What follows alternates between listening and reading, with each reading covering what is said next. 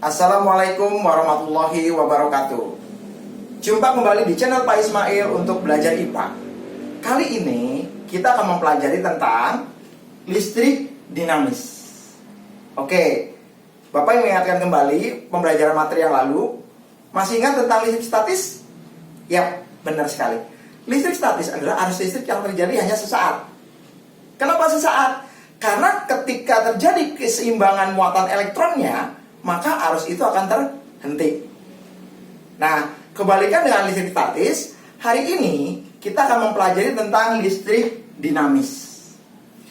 Dinamis artinya bergerak.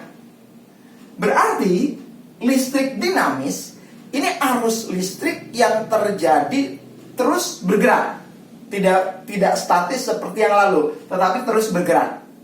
Nah, pertanyaannya, bagaimana arus listrik dinamis itu terus bergerak? Karena di dalam arus listrik dinamis itu terdapat sumber arus listrik, atau biasa kita namakan sebagai sumber tegangan. Nah, sumber arus listrik atau sumber tegangan inilah yang menghasilkan arus listrik itu tetap ada, sehingga proses listrik arusnya itu berjalan secara terus menerus atau terus bergerak. Ya, seperti itu. Oke. Nah, dalam konsep dasar fisika, sumber arus listrik biasa kita kenal dengan sebutan sumber tegangan, itu ada dua macam. Yang pertama, sumber tegangan searah. Contohnya apa? Contohnya elemen kering, biasa dikenal dengan istilah batu baterai. Contoh lain apa? Misalnya akumulator atau aki. Nah, baterai dan aki ini dua-duanya adalah sumber arus listrik atau sumber tegangan yang sifatnya searah, DC.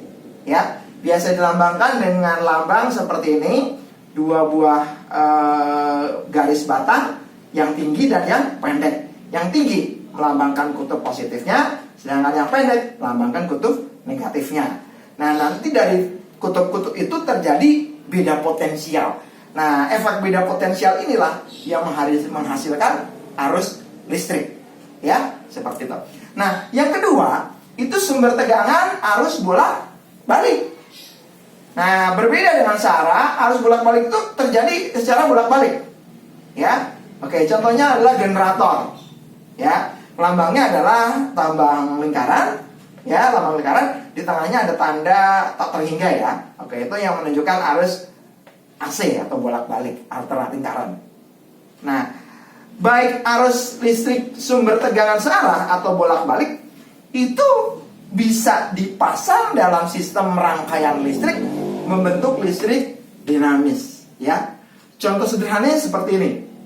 Ya, ini sebuah baterai ya yang dihubungkan dengan kawat penghantar atau kabel lah begitu ya, kabel. Kemudian kita hubungkan dengan sebuah lampu atau alat listrik ya, biasa dilambangkan dengan lambang lingkaran dengan ada tanda silang seperti itu. Oke. Kemudian kabel itu, kawat penghantar itu keluar lagi dan terhubung dengan baterai kembali. Nah, ketika terhubungkan sumber tegangan ini, maka arus listrik itu dari kutub positif bergerak ya, bergerak kemudian melalui ke lampu sebagai hambatan di sini, sehingga lampu bisa menyala seperti itu. Kemudian akan keluar lagi menuju kutub negatifnya. Nah, proses ini hanya terjadi satu arah. Ya, seperti itu. Nah, proses ini terjadi terus bergerak yang dinamakan sebagai listrik dinamis. Walaupun nanti lama-lama baterai ini akan habis pakai juga kalau arusnya sudah habis atau beda potensialnya sudah seimbang lagi, tidak lagi berbeda. Seperti itu. Paham anak-anak ya? Semoga apa yang Bapak sampaikan tentang listrik dinamis bisa dipahami oleh kalian dengan baik. Wabillahi taufiq wal hidayah. Wassalamualaikum warahmatullahi wabarakatuh. Salam sehat untuk semuanya.